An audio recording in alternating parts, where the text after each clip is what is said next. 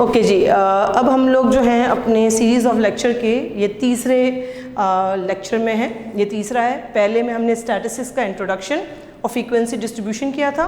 Second class में हमने frequency distribution को कंप्लीट किया और मेजर्स ऑफ सेंट्रल टेंडेंसी शुरू किया, जिसमें हमने पहली कैलकुलेशन मीन की उसको डिस्कस किया कि मीन क्या होता है, एवरेज क्या होता है, और मीन का अनग्रुप डेटा हमने किया है। ठीक है, अब हम मीन का जो है इस क्लास में मीन का ग्रुप डेटा करने जा रहे हैं। अच्छा, ग्रुप डेटा अनग्रुप डेटा से थोड़ा सा ज़्यादा डिफरेंट होगा और थोड़ा सा लेंदी भी होगा, तो बी बेयर विथ मी और अपने साथ साथ अपना कैलकुलेटर सामने रखें ताकि आप भी मेरे साथ कैलकुलेशन करते जाएं और फिगर्स लिखते जाएंगे तो आपको भी पता चलता जाएगा कि मैं जो कह रही हूँ वो हो। तो याद रखिएगा, साथ साथ करते जाइएगा। ऐसा ना हो कि सिर्फ आप सुन रहे हैं, सुनिएगा नहीं, साथ में अपनी कॉपी में, नोटबुक में, जैसे मैं यहाँ डेटा लिख रही हूँ आप भी डेटा लिखते जाएं, जैसे मैं यहाँ पर कर रही हूँ काम आप उसी को फॉलो करते जाएं।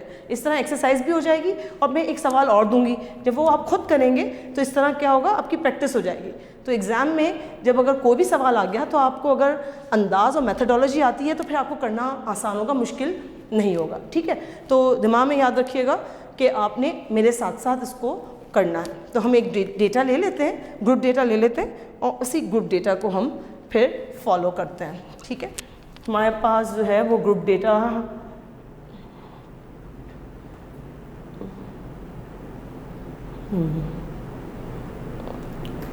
कौन सा, चले जी, ग्रुप डेटा हमारे पास है लेंथ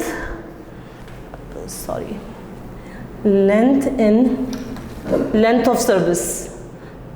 एक लेंथ ऑफ सर्विस है इसके अंदर। मैं इसको थोड़ा सा जूम कर लूँ ताकि मुझे याद नज़र आ जाए। ओके, लेंथ ऑफ सर्विस, हमारे पास जो वेरिएबल का नाम है वो लेंथ ऑफ सर्विस है। तो हम लोग जो हैं पहले इसको लिख देते हैं, वेरिएबल का नाम लेंथ ऑफ सर्विस मीन्स कितने साल हो गए आपको जॉब करते हुए। तो जाहिर बात है उसका डेटा जो है ईयर्स में है। वेरिएबल का नाम है लेंथ, कितने साल हो गए यानी ड्यूरेशन ऑफ सर्विस, और इसका डेटा है साल में। तो यूनिट ऑफ ऑब्जर्वेशन क्या हो गया, ईयर्स हो गया। ठीक है, हम यहाँ ग्रुप बना लेते हैं 10, 14, 15, 19, 20, 24, 25, 29, 30 और 34, 35 एंड 39। अच्छा, ये क्लासेस हैं। इसकी फ्रीक्वेंसी ये ग्रुप डेटा की शक्ल दिखा रही हूँ कैसी होती है। इसमें टेलीमार्क्स वाला जो है वो हमने अभी जो फ्रीक्वेंसी डिस्ट्रीब्यूशन में किया था, तो टेलीमार्क्स वाला जो कॉलम होता है वो निकल जाता है और डायरेक्ट फ्रीक्वेंसी वाला कॉलम आ जाता है। ठीक है, तो यहाँ पर आ गया 3, 6, 9, 12, 8 एंड 4। ये आपके पास है। टोटल हम काउंट कर लेते हैं कितना है, 9 and 9 18, 18 and 20 38, 38 and 4 42। यानी कि 42 लोग हैं इस ऑफिस में जिनकी ड्यूरेशन के बारे में हम देख रहे हैं। मैं फिर भी वेरीफाई कर लेती हूँ। 3 + 6 + 9 + 12 + 8 + 4 = 42। ठीक है, 42 आ गया आपके पास। ओके जी, अब आप ने ये 2 कॉलम आपको गिवन होंगे, एग्ज़ाम में भी गिवन होंगे। ठीक है, याद रखिएगा, एग्ज़ाम में इसी तरह 2 कॉलम बने हुए होंगे और आपको अब इसके बाद कितने कॉलम बनाने होंगे उसका फार्मूला क्या है। फार्मूला जो मीन का है वो वही है जो पिछला था, जो अनग्रुप डेटा में था, लेकिन इसके अंदर एक चीज़ ऐड हो जाएगी। ठीक है, फार्मूला जो है वो x बार = समेशन x अपॉन n था। ठीक है, यही था ना अनग्रुप का, लेकिन यहाँ पर क्योंकि फ्रीक्वेंसी है इसलिए x के साथ f इसके अंदर ऐड हो जाएगा। तो यहाँ पर जो है वो अब आपके पास जो फार्मूला आया वो x bar = summation of fx upon n हो जाएगा। अच्छा, वहाँ पर n क्या था, अलग अलग वैल्यूज़ थी। ठीक है, तो हमने काउंट कर ली, 15 लोगों का डेटा है, 10 लोगों का है, 7 लोगों का है। यहाँ पर जो है वो n जो है वो फ्रीक्वेंसी को कहते हैं। ठीक है, सो याद रखिएगा कि ग्रुप डेटा में फ्रीक्वेंसी को कहते हैं n। इन ग्रुप डेटा ये एक थंब रूल है। जब भी हम थंब रूल बनाते हैं ना तो किसी पॉपअप बॉक्स तरह का आपके जब भी आप लैपटॉप पर कोई काम करते हैं तो कोई इंपॉर्टेंट टिप होती है तो पॉपअप बॉक्स खुल जाता है और आपको बताता है कि whether you are okay with it और नॉट, यस और नो। तो ये वाला ऐसे पॉपअप बॉक्स जो होते हैं ना आप अपनी नोटबुक में भी डाल दिया करें ताकि आपको थोड़े से रूल्स ऑफ थंब जो हैं वो पता चलते जाएं। तो इसमें याद रखिएगा जो ग्रुप डेटा है उसके अंदर n means summation of f। Summation of f का मतलब क्या है? फ्रीक्वेंसी के कॉलम का टोटल, ये है समेशन ऑफ f और यही n कहलाता है। ठीक है, सो बोथ आर इक्वल, ये याद रखिएगा। ठीक, मैं इसको मिटा दूं। और अगर आपको फिर भी डर लगता है कि आप भूल जाएंगे, गड़बड़ करेंगे, तो आप जो क्या करें, आप n में n के साथ समेशन f लिख दें स्लैश करके, तो आपको याद रह जाएगा n is summation f। And summation f का मतलब क्या है? f के कॉलम का टोटल। जिस भी कॉलम का जो टोटल होता है उसके अंदर हमेशा ये सिग्मा का साइन लगता है। ये सिग्मा का साइन शो करता है कि कॉलम का टोटल है, किसी भी कॉलम का टोटल है। उसके आगे फिर f का मतलब है f के कॉलम का टोटल, x का मतलब है x के कॉलम का टोटल, जो भी होगा वो उसका होगा। ठीक है, चलो ये तो थी एक्सप्लेनेशन। अब हमें जो है इसके अंदर दो कॉलम हमारे पास रिक्वायरमेंट है। पहला कॉलम सवाल के अंदर फार्मूले के अंदर लिखा हुआ था x। अब x हमारे पास यहाँ पर नहीं है, यहाँ पर हमारे पास दो वैल्यूज़ हैं, 10 भी है, 14 में। पिछले वाले में क्या था, हमारे पास अलग अलग वैल्यूज़ थी, इसलिए हमें इशू नहीं था। यहाँ पर नहीं है तो हमें सबसे पहले क्या लिखना होगा, हमें पहले x कैलकुलेट करना होगा। पहले हम x कैलकुलेट करेंगे, इसके बाद फिर हम एक और कॉलम बनाएंगे। तो पहले हम x लिख लेते हैं कि x कैसे निकलता है। x जो है वो बहुत आसान है। x को हम कहते हैं मिड पॉइंट। ठीक है, मिड पॉइंट याद रखिएगा, x को हम कहते हैं मिड पॉइंट। अच्छा, ये जो मिड पॉइंट है ये किसका मिड पॉइंट है? ये हर क्लास का अपना मिड पॉइंट है। ठीक है, और हर क्लास का क्या मिड पॉइंट है? जैसे ये दो वैल्यूज़ हैं हर क्लास में, देखिए 10, 14, 15, 19, हर क्लास की अपनी अपनी दो वैल्यूज़ हैं। तो दोनों की जो मिड पॉइंट है, दोनों वैल्यूज़ का जो मिड पॉइंट है उसको x कहते हैं। मिड पॉइंट निकलता कैसे है? कोई भी चीज़ का एवरेज, जैसे हमने अभी एवरेज निकाला था, दोनों को प्लस करेंगे और दो वैल्यूज़ हैं तो उसको 2 से डिवाइड कर देंगे। तो मीन्स 10 + 14, 10 को 14 के साथ प्लस करेंगे, 2 से डिवाइड करेंगे। सॉरी, मैं माइक लगा लूँ, फिर इसके बाद हम कंटिन्यू करते हैं। अच्छा जी, 10 + 14 डिवाइडेड बाय 2। अब ये 10 + 14 जो है वो सारी अलग अलग वैल्यूज़ हैं और ये दो वैल्यूज़ सब जगह पर डिफरेंट होंगी। अब आप उसको 2 से जब डिवाइड करेंगे तो याद रखें कि अगर आप साइंटिफिक कैलकुलेटर से कर रहे हैं तो पहले 10 + 14 इक्वल्स कीजिएगा, फिर 2 से डिवाइड कीजिएगा, क्योंकि साइंटिफिक कैलकुलेटर जो है वो तीनों वैल्यूज़ एक साथ लिख देगा और आपका आंसर गलत आएगा। Again I am repeating it, scientific calculator में अगर आपने ये कैलकुलेशन की है तो आप क्या करेंगे, आप 10 + 14 फिर दबाएंगे बटन इक्वल्स का, इसके बाद डिवाइड करेंगे 2 से। वरना क्या होगा कि अगर आपने 10 + 14 डिवाइडेड बाय 2 किया तो जो आपका कैलकुलेटर का दिमाग जो है वो ये कह रहा है कि 14 को 2 से डिवाइड करो और फिर इस पर 10 प्लस कर दो, तो आपका आंसर गलत हो गया और 17 आ जाएगा आपका बीच में, जो गलत होगा। तो आप जो है याद रखें कि दोनों का मिड पॉइंट निकालना है आपने, तो आपको साइंटिफिक कैलकुलेटर में 10 + 14 इक्वल्स डिवाइडेड बाय 2 करेंगे, और अगर सिंपल कैलकुलेटर है तो उसके अंदर वैसे भी आसान होगा, कोई मुश्किल नहीं होगा। मैं आपको करके दिखाती हूँ।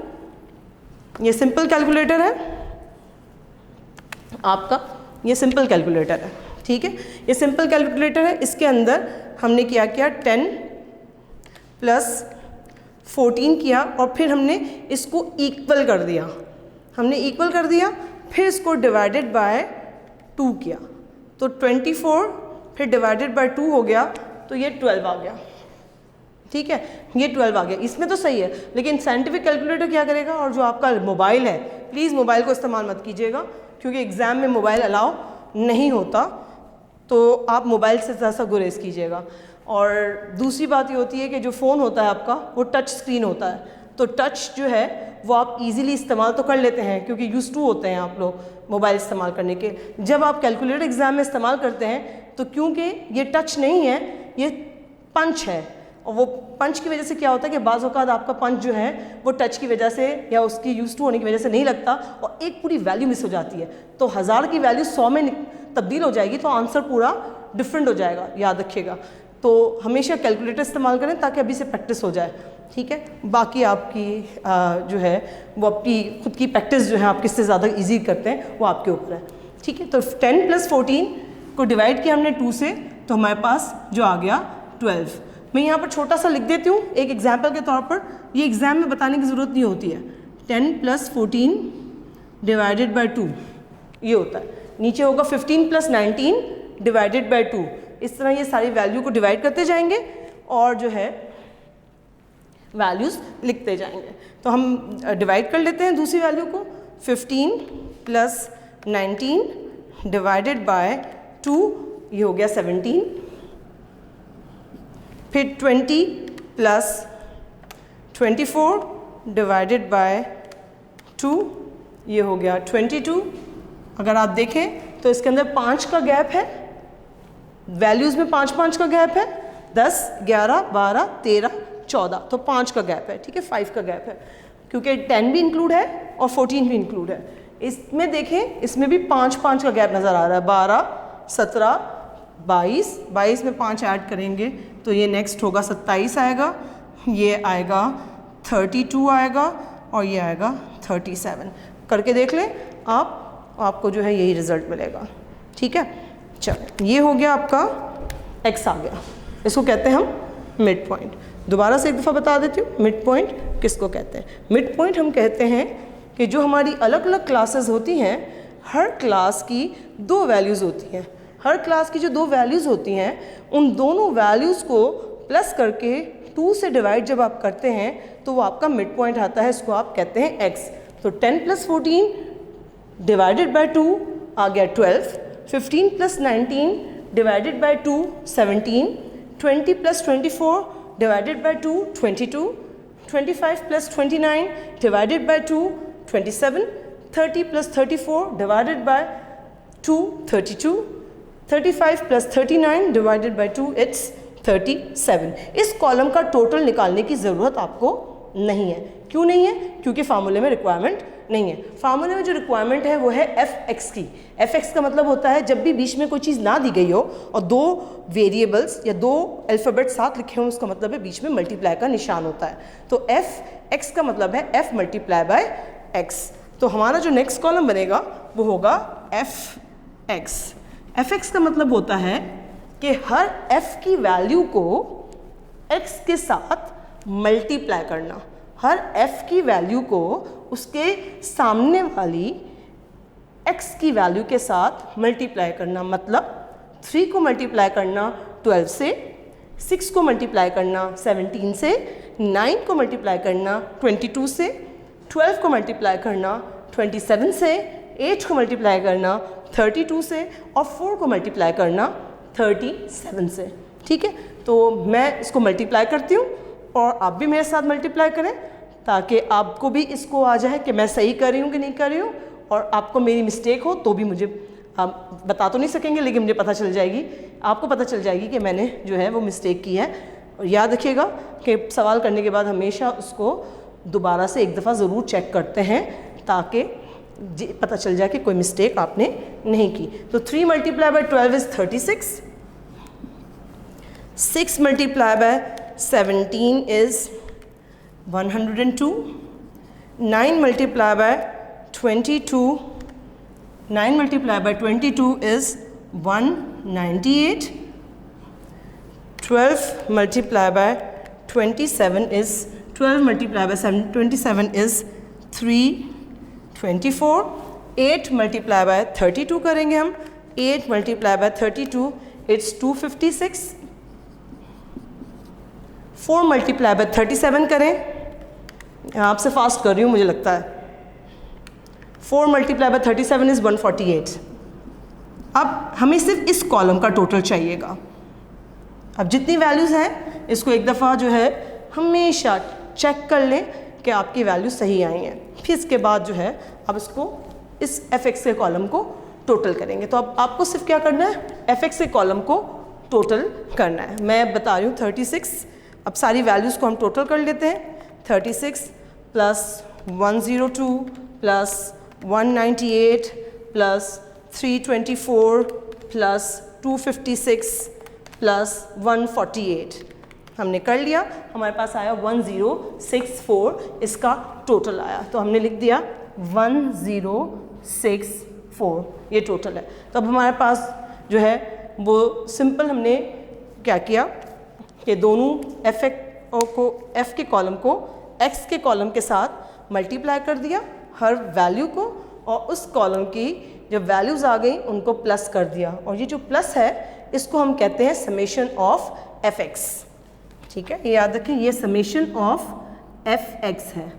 अब हमारा जो फार्मूला है वो फार्मूला सिंपल है, और मैं ऊपर लिख देती हूँ उसकी बजाय, ताकि आपको सही साफ नज़र आ जाए। हमारा x बार का फार्मूला है summation of fx upon n। आपकी आसानी के लिए आप इसको समेशन ऑफ f भी लिख सकते हैं, वैसे ये n है, इट्स n। fx का जो कॉलम का टोटल है ये fx का है 1064 divided by n is what 42। कितने लोगों का डेटा है, ये 42 लोगों का डेटा है। तो 1064 को हम डिवाइड कर देंगे 42 से, तो हमारे पास आंसर आया 25.33। इसका रिजल्ट आया 25.33 ईयर्स। यानी कि इस कंपनी में जो 42 अफराद हैं, 42 लोग हैं, उनकी length, average length of service को 25 साल हो गए। इसका मतलब है कंपनी बहुत पुरानी है, तो 25 साल हो गए हैं उनके मेंबर्स को, या 25 साल से ज़्यादा हो गए उनके मेंबर्स को काम करते हुए। तो रिज़ल्ट क्या हुआ कि mean of this data is 25.33 years. ये आंसर आपका आ गया, ये सिंपल हो गया। ठीक है, मैं दोबारा रिपीट कर देती हूँ एक दफ़ा, और फिर मैं आपको एक एग्जाम्पल लिखवा देती हूँ ताकि आप जो है वो इसकी प्रैक्टिस जो है वो कर लें। इसके अंदर ये दो कॉलम गिवन होंगे। पहला कॉलम वेरिएबल का कॉलम होगा, उसके अंदर यूनिट ऑफ ऑब्जर्वेशन भी लिखा हुआ होगा। जैसे लेंथ ऑफ सर्विस वेरिएबल है, ईयर्स जो है वो आपका यूनिट ऑफ ऑब्जर्वेशन है। दूसरा कॉलम होगा फ्रीक्वेंसी का, वो ये बता रहा है कि हर वैल्यू, जैसे 10 से 14 साल 3 अफराद को हुए हैं, 15 से 19 साल 6 लोगों को हुए हैं, 20 से 24 साल 9 लोग हैं, 25 से 29 साल वाले 12 लोग हैं, 30 से 34 साल जिनको ज़्यादा हो गए हैं काम करते हुए वो 8 लोग हैं, और 35 से 39 ईयर्स तक की जो जिनकी सर्विस है वो 4 लोग हैं। सबको मिलाकर 42 ये आपको प्लस करना होगा। ये 42 जो है ये एक्चुअली आपका डेटा है, कितने लोगों का डेटा। ये कितने लोगों का डेटा का मतलब है n है आपके पास। n is what, total number of observation. तो ये 10 आपके पास, 42 आपके पास टोटल नंबर ऑफ ऑब्जर्वेशन आ गए। फिर आपने इसके अंदर दो कॉलम्स आपने बनाने हैं। पहला कॉलम बनाना है x का, जिसको हम कहते हैं मिड पॉइंट। मिड पॉइंट कैसे बनता है, मिड पॉइंट हर क्लास के अंदर जो दो वैल्यूज़ होती हैं, इसको कहते हैं लोअर वैल्यू, इसको कहते हैं अपर वैल्यू। छोटी वाली को कहते हैं लोअर, बड़ी वाली को कहते हैं अपर। छोटी वाली को बड़ी वाली में प्लस किया और 2 से 2 से डिवाइड कर दिया, क्योंकि दो वैल्यूज़ हैं। ठीक है, तो अपर value plus lower value divided by 2। तो 10 divided by 10 plus 14 divided by 2 12, 15 plus 19 divided by 2 17। इस तरह हमने ये वाला कॉलम कर लिया। ठीक है, इसको चेक करने के लिए क्या आपने सही कर रहे हैं कि नहीं कर रहे हैं, तो ये देख लीजिएगा कि जो इसके दरमियान गैप होगा, जैसे ये 5-5 का गैप है सब में, ठीक है, इनकी वैल्यूज़ के दरमियान भी उतना ही गैप आ रहा है 5-5 का। इससे आपको ये पता चल जाएगा कि आपने सही कैलकुलेट किया है कि नहीं किया, वेरीफाई हो जाएगा ना आपका। अच्छा, फिर इसके बाद आपको एक और कॉलम बनाना है जिसका नाम है fx। fx का मतलब है f की वैल्यू को x की वैल्यू के साथ मल्टीप्लाई करना, या यूँ कह लें कि f के कॉलम को x के कॉलम के साथ मल्टीप्लाई करना। तो 3 को 12 के साथ, 6 को 17 के साथ, 9 को 22 के साथ, 12 को 27 के साथ, 8 को 32 के साथ, 4 को 37 के साथ। जब हमने मल्टीप्लाई कर लिया उसका आंसर हमारे पास आया 1064 और इसको हमने डिवाइड कर दिया टोटल नंबर ऑफ ऑब्जर्वेशन से, तो हमारे पास एवरेज ईयर्स आ गए कंपनी के 42 मुलाजमीन के दरमियान के कि कितना उनको एवरेज साल हुए हैं इस कंपनी में काम करते हुए। ठीक है, यहाँ तो बात क्लियर होगी। मैं आपको सवाल लिखवा देती हूँ, आप सवाल लिख लें। डेटा है इसके अंदर, डिस्टेंस का है, बल्कि मैं लिख देती हूँ, आपको ज़्यादा इजी होगा। मैं बोलूँगी, हो सकता है आपको गलतियाँ हो जाए। मैं इसी तरह से लिख देती हूँ जैसे ये डेटा लिखा हुआ है, इसको मिटाकर वो नया वाला डेटा लिख देती हूँ। यहाँ पर है डिस्टेंस इन मिनट्स, कितने मिनट्स लगते हैं आपको अपने घर से अपनी जॉब प्लेस पर आने के लिए, ये सवाल है। मिनट्स के अंदर, मिनट्स जो है डिस्टेंस इज़ वेरिएबल और मिनट्स क्या हुआ, यूनिट ऑफ ऑब्जर्वेशन, यानी आंसर में आपको मिनट्स लिखना होगा।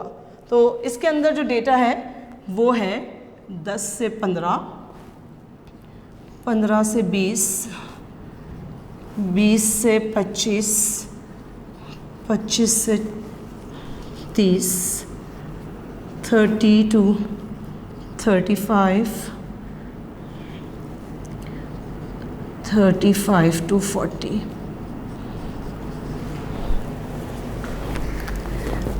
अच्छा, इसकी फ्रीक्वेंसी बता देती हूँ मैं।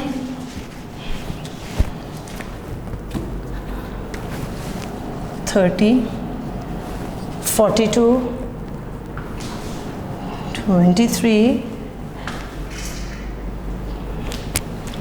13, 8, 4। ये आपका डेटा है, ये 2 कॉलम्स हैं। अब आप इसको जो है इसकी प्रैक्टिस कर लें और इसके बाद फिर देखिएगा कि इसको आपका इसका आंसर मैं बता देती हूँ। इसका आंसर है 7.70 ईयर्स। ठीक है, चेक कर लीजिएगा काम करने के बाद कि ये आता है कि नहीं आता। इस सवाल का जो आंसर है वो है 7.70, यानी x bar equals to 7.70 years. क्या ये इसका है, इससे आपको वेरीफाई हो जाएगा कि आपने सही काम किया है कि नहीं किया। याद रखिएगा, दोबारा एक दफ़ा बता दूं, डेसिमल के बाद कम से कम 2 डिजिट्स लेने होते हैं। डेसिमल के बाद कम से कम 2 डिजिट्स लेने होते हैं। डेसिमल के बाद मतलब क्या है, 35.1 है तो आपने 30.51 नहीं लेना, 35.11 लेना है। लेकिन अगर 1 के बाद कुछ नहीं आ रहा तो 0 लिख दें। तो 35 पॉइंट, जैसे यहाँ पर लिखा हुआ है ना, यहाँ पर आंसर आया होगा 7.7, लेकिन इन्होंने 2 डिजिट्स लेने के लिए 0 लिख दिया, तो ना वैल्यू आने का मतलब है यहाँ 0 होगा। तो 7.70 का मतलब है डेसिमल के बाद every time you have to take 2 digits after the decimal point. Understand? ठीक है, ये हमारा जो है मीन ग्रुप डेटा का हो गया। इसको मैं मिटा रही हूँ और फिर हम मीडियन की तरफ आते हैं।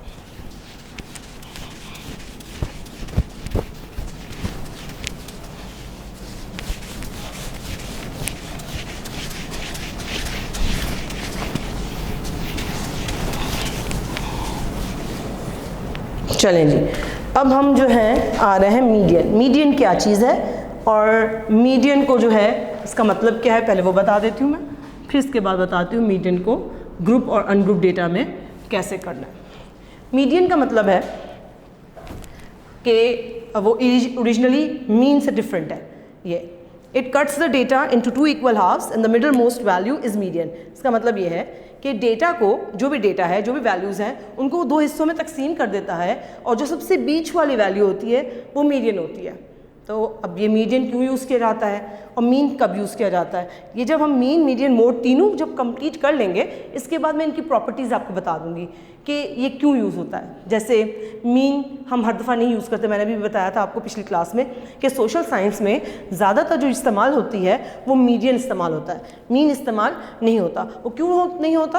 क्योंकि मीन जो है वो मिस्टेक उसमें यह होती है कि वहाँ पर जब एक्सट्रीम वैल्यूज़ होती हैं उनको कैटर नहीं करता। मैं इसकी एग्जांपल बहुत सादी ज़बान में दे देती हूँ।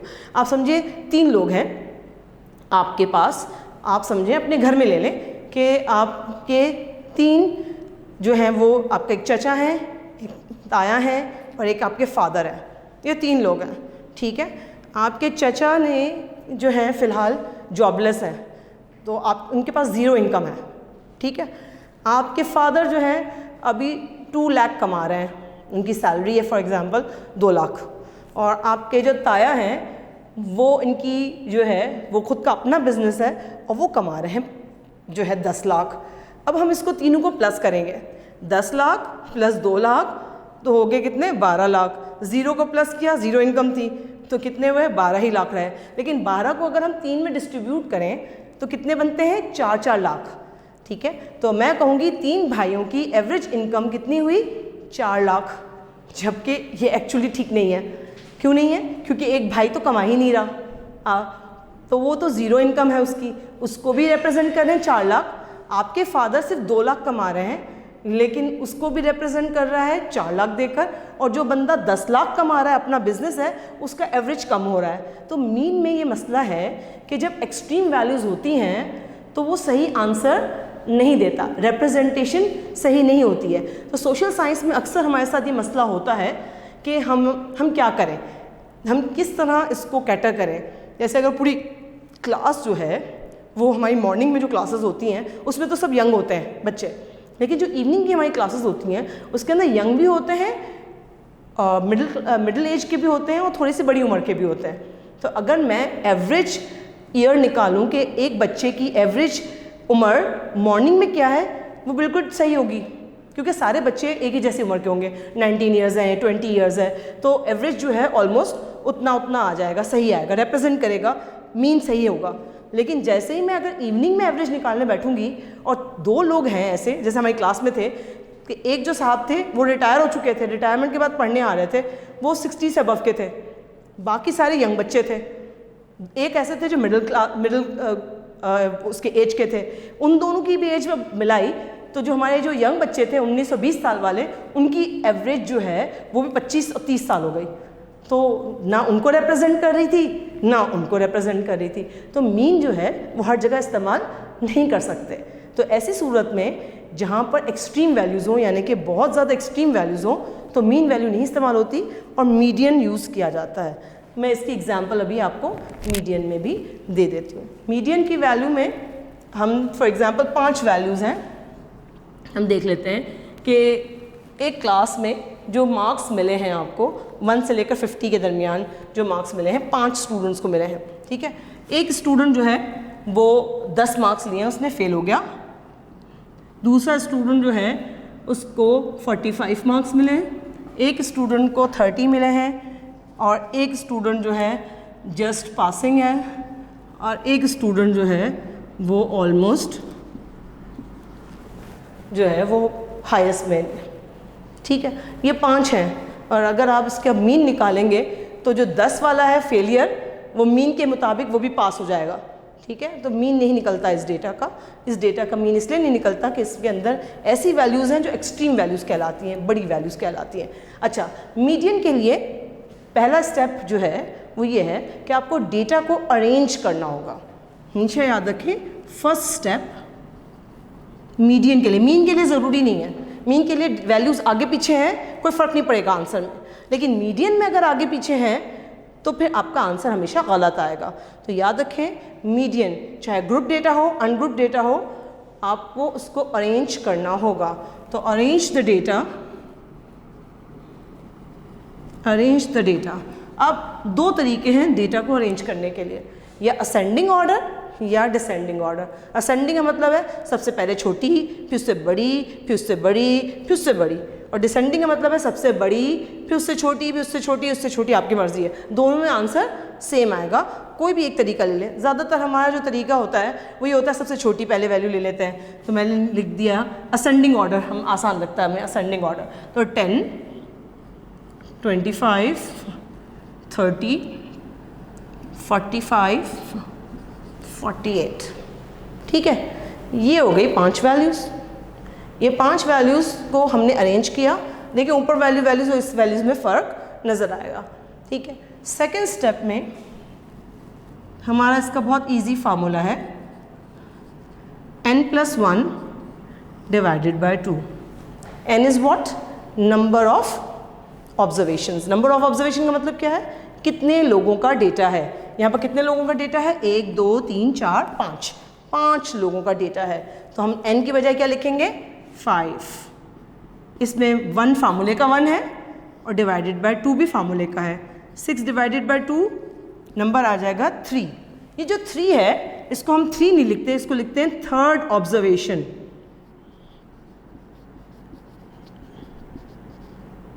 अच्छा, ये मीन नहीं है, ये सॉरी मीडियन नहीं है, ये आंसर नहीं आया आपका।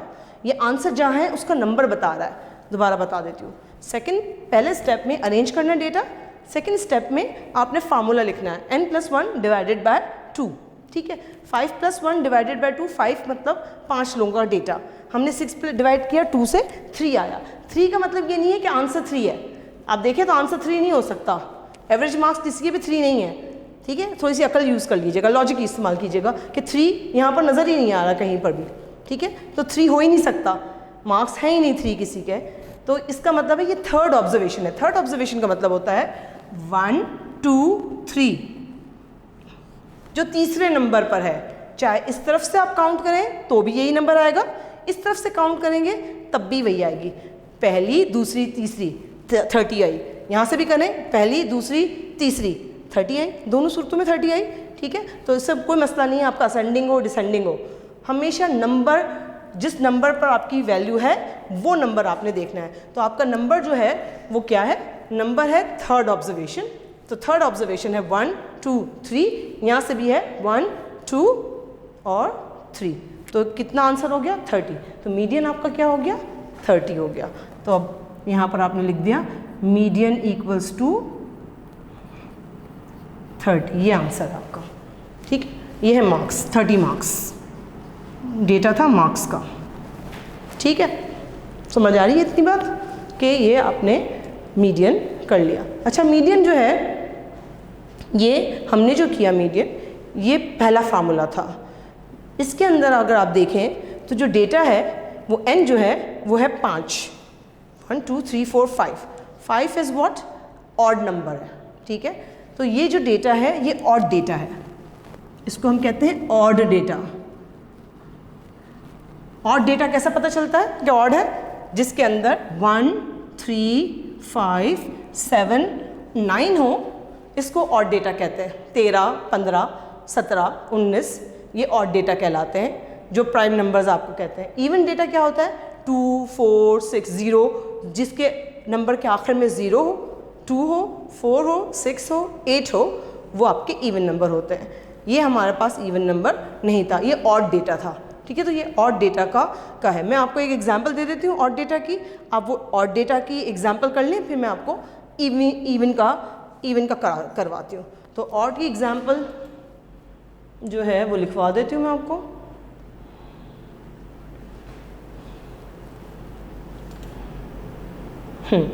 ऑड डेटा ले लें, बल्कि लिख देती हूँ मैं अगेन, हालात चेंज हो गए हैं, हमें लिखना पड़ेगा हर चीज़। ठीक है, इसको मैं मिटा रही हूँ और आपको डेटा दे रही हूँ मैं ऑड नंबर का एग्जाम्पल के लिए।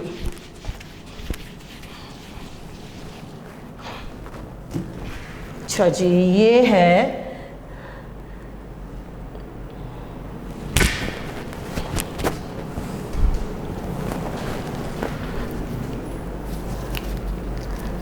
1 2 3 4 5, चलिए 28 29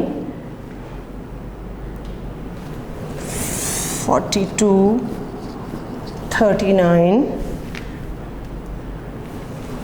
40 36 41 1 2 3 4 5 6 7। ठीक है, ये 7 जो हैं वैल्यूज़ हैं, इसका कोई यूनिट ऑफ ऑब्जर्वेशन नहीं है, ये सिर्फ एग्जाम्पल के तौर पर दिया है। एक्सरसाइज, ये एक्सरसाइज है आपके लिए। इससे आप ये अब 7 है, 7 n इज़ 7, इसका मतलब है ये ऑड नंबर है। ये ऑड नंबर है, ठीक है, 7 इज़ ऑड नंबर। ये ऑड नंबर होने की वजह से जो है वो आपने इसको ऑड नंबर की तरह करना है। जैसे मैंने बताया था, पहले अरेंज करेंगे डेटा, फिर दूसरे में फार्मूला लिखेंगे, ऑब्जर्वेशन का नंबर आएगा और फिर आप कहेंगे कि मीडियन कौन सा नंबर है, ठीक है। इसका आंसर जो है वो आप आपस में करके टैली कर लीजिएगा कि क्या आंसर होता है, क्योंकि मैं दे दूंगी तो फिर आपका सॉल्व ही हो जाएगा आंसर, ज़रूरत ही नहीं होगी मुझे करने की, इसका आंसर नहीं दे सकती मैं। अब हम कर रहे हैं मीडियन, जो मीडियन कर रहे हैं हम कर रहे हैं अब इवन नंबर का, ठीक है। तो इवन डेटा कर रहे हैं और इवन नंबर पर कर रहे हैं,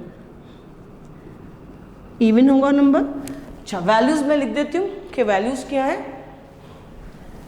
3, 12, 11, 7, 5, 5, 6, 4, 10, 6, 4, 2, 3, 4, 5, 8, ठीक है। ये 8 वैल्यूज़ है इसके अंदर, n इक्वल्स टू 8 है। इसके लिए पहला वही स्टेप है, अरेंज द डेटा। पहले स्टेप में आपने डेटा को अरेंज करना है।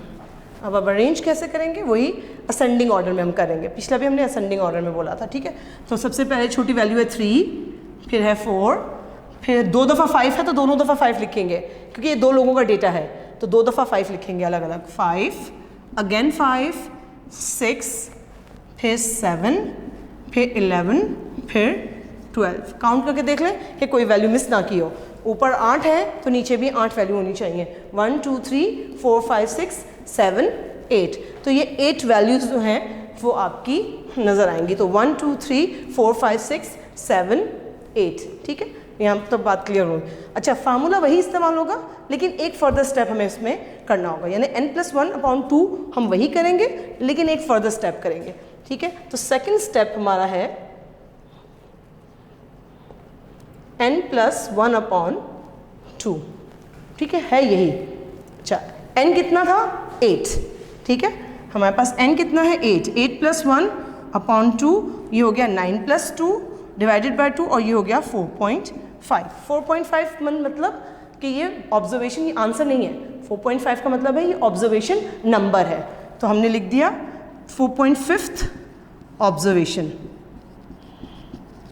अच्छा, पिछली जो आई थी उसमें वो आसान था, 3rd ऑब्जर्वेशन, 5th ऑब्जर्वेशन। आपने क्या किया, डायरेक्ट काउंट कर लिया। अब यहाँ तो डेसिमल में है, अब डेसिमल में है तो कैसे करेंगे आप, तो यहाँ पर तो एक वैल्यू नहीं आ रही। फॉर एग्जाम्पल, आपको कैसे पता चल रहा है कि एक वैल्यू नहीं आ रही, अगर आप इसके काउंट करें, इस तरफ से 4 वैल्यू को छोड़ें, इस तरफ से 3 वैल्यू को छोड़ें, इस तरफ से भी 3 वैल्यू को छोड़ें, तो बीच में 2 वैल्यूज़ आती है, एक वैल्यू नहीं आती है। अगर 7 का डेटा होता, 5 का डेटा है, ऑड नंबर का डेटा है, तो हमेशा बीच में एक वैल्यू रह जाती है।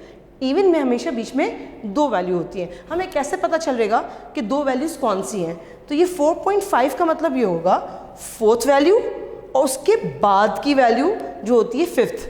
अगर ये 3.5 होगा तो इसका मतलब है 3rd वैल्यू और उसके बाद की कौन सी वैल्यू होगी, 4th वैल्यू। अगर ये होगा 5.5 तो उसका मतलब है 5th वैल्यू और उसके बाद की वैल्यू मीन्स 6। तो मैं इसमें बता देती हूँ, 3rd वैल्यू, फिर 4th वैल्यू, यहाँ पर 5th वैल्यू, 6th वैल्यू। इसमें क्या है, 4.5 का मतलब क्या हुआ, 4th वैल्यू और 4th वैल्यू के बाद वाली वैल्यू 5th वैल्यू। और अगर ये 10.5 होगा तो इसका मतलब होगा 10th वैल्यू और उसके बाद की कौन सी वैल्यू होगी, 11। तो 10 + 11, तो 2 वैल्यूज़ हो गई, ठीक है। तो अब ये याद रखिएगा कि 2 वैल्यूज़ हमेशा आएंगी। ऑड में हमेशा डायरेक्ट आंसर आएगा, इवन में हमेशा बीच में 2 वैल्यूज़ आएंगी। ये 2 वैल्यूज़ जो आएंगी आपकी इसके अंदर, ये है 4th and 5th, 4th and 5th, ठीक है। तो हमने क्या किया, यहाँ से काउंट करके देख लिया, 1, 2, 3, 4, 5, ये 4th है, ये 5 है। यहाँ से भी देख लें, 1, 2, 3, 4, 5, दोनों तरफ से सेम आएंगी, तो 5 और 6 आ रही है। अब वापस 2 है, हमें तो चाहिए एक वैल्यू, 2 नहीं चाहिए, इसलिए इसका 3rd स्टेप करना होगा हमें। 3rd स्टेप क्या करना होगा कि हम जो बीच की जो 2 वैल्यूज़ आ रही हैं 5 और 6, इसको दोनों को प्लस करेंगे और 2 से डिवाइड कर देंगे। 5 + 6 डिवाइडेड बाय 2 और आंसर आ जाएगा हमारा 5.5। ये मीडियन होगा, इसको कहेंगे मीडियन। ठीक है, दोबारा बता देती हूँ मैं, ऑड नंबर और इवन नंबर में फ़र्क है। इवन नंबर, ऑड नंबर में सिर्फ 2 स्टेप्स होते हैं, अरेंज करते हैं डेटा को, फार्मूले में पुट करते हैं, नंबर आ जाता है और डायरेक्ट आपकी ऑब्जर्वेशन आ जाती है। इवन नंबर जब होता है आपका, तो आपको क्या करना होता है कि आपको अरेंज वही करना है पहले स्टेप में, दूसरे स्टेप में आपको n+1 डिवाइडेड बाय 2 वही करना है। वैल्यू जो आएगी वो डेसिमल में आएगी, हमेशा याद रखें वैल्यू डेसिमल में आएगी, और जब भी वैल्यू आएगी उसमें 0.5 ही आएगा, 0.4, 0.3, 0.2 नहीं आ सकता क्योंकि 2 से डिवाइड हो रहा है। तो जो भी वैल्यू आती है उसको करने का तरीका क्या है, जो वैल्यू है वो पहला वाला नंबर 4.5 है, फोर्थ वैल्यू उसके बाद की वैल्यू, 5.5 है फिफ्थ वैल्यू, फिफ्थ के बाद की वैल्यू फॉर्म होगी 6 होगी। इस तरह अगर 12.5 है तो 12वीं और 13वीं, समझ आ रही है? इस तरह तो 2 वैल्यूज़ होंगी। 0.5 का मतलब ये नहीं है कि फिफ्थ वैल्यू, ये दिमाग में बिठा लीजिएगा, 0.5 का मतलब फिफ्थ वैल्यू नहीं है, ये 0.5 जो है बाद की वैल्यू को रिप्रेजेंट कर रहा है। तो फोर्थ एंड फिफ्थ वैल्यू जो है हम यहाँ से ढूंढेंगे क्या है। अब ये ना बताइएगा 4 और 5 को प्लस किया और 2 से डिवाइड कर दिया आपने, ऐसा नहीं कीजिएगा। डेटा से वैल्यू उठानी है आपने, चौथे नंबर की और 5वें नंबर की वैल्यू उठाई, 2 वैल्यूज आ गई 5 और 6, इन दोनों को आपने प्लस किया, 11/2 आ गया, 5.5 किया और इस तरह से आपका मीडियन जो है वो 5.5 आ गया। मैं आपको इसका एक सवाल दे देती हूँ और वो सवाल जो है आप कर लें। नेक्स्ट क्लास में आपको उसका सवाल बता देती हूँ, ताकि आप ऑड नंबर का दे दिया है मैंने, इवन का आपको नेक्स्ट क्लास में दे देती हूँ। फिर हम नेक्स्ट क्लास में मिलते हैं। ओके, खुदा हाफिज़।